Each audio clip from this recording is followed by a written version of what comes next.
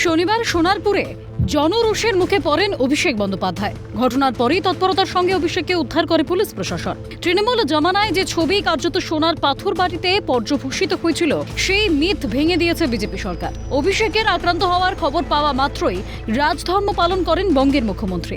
রাজ্য প্রশাসনের পক্ষ থেকে তৃণমূল সাংসদকে দেওয়া হয়েছে এক্স ক্যাটাগরির নিরাপত্তা। এই ছবি তৃণমূল জমানায় দেখেনি বঙ্গ।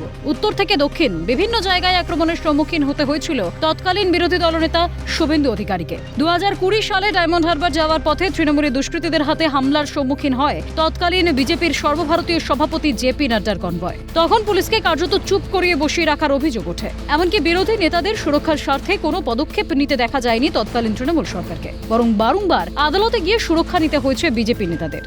দেখুন, গতকাল যে ঘটনাটা হয়েছে মিস্টার অভিষেক ব্যানার্জির সাথে, সেটা আমরা কোনোদিনই সমর্থন করিনি আর করবো না।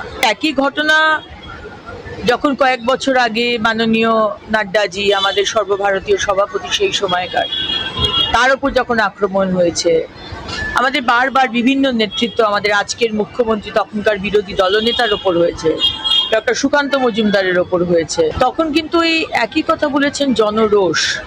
রাজ্যের রাজনৈতিক প্রেক্ষাপট বদল হতেই বঙ্গে ফিরেছে সৌজন্যতার রাজনীতি। সরকার মানবিক হয়ে একের পর এক পদক্ষেপ নিচ্ছে। বাংলার সংস্কৃতি থেকে ঐতিহ্যের পথে আমরা ওড়ার রাজনীতি। আর সেই কারণেই হয়তো তৎকালীন বিরোধী দলনেতাকে রাজ্য সুরক্ষা না দিলেও শাসন ক্ষমতায় বসে অভিষেককে সুরক্ষা দিচ্ছে শুভেন্দু অধিকারীর প্রশাসন। একটি দলের মুখপাত্র হিসেবে আমি আপনাদের এই কথা বলছি যে দল এবং সরকার দুটি আলাদা।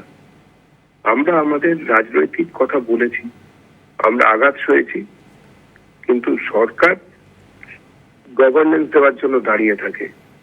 সরকারের তরফে যে তৎপরতার সঙ্গে যারা এই কাজ করেছেন তাদেরকে আটক করা হয়েছে বা অন্য কিছুর ব্যবস্থা সব হয়েছে। কালকে যে উনি বেঁচে ফিরেছেন স্বতঃস্ফূর্ত জনরোষের হাত থেকে, তার জন্য সরকারকে ধন্যবাদ দেওয়া উচিত। 15টা বছর, 1.5 দশক ধরে মানুষকে যে ভাষায় ওনারা কথা বলতে শিখিয়েছেন, আজকে মানুষ সেই ভাষাতেই ওনাদের উত্তর দেওয়া শুরু করেছে। বঙ্গে বিজেপি সরকার রাজধর্ম পালন করে রাজ্যবাসীর প্রশংসা কুড়োচ্ছে। সুস্থ গণতন্ত্রে এটাই স্বাভাবিক, এটাই কাম্য। এর পরেও বাক্যবান শোভা পায় মমতা অভিষেকের।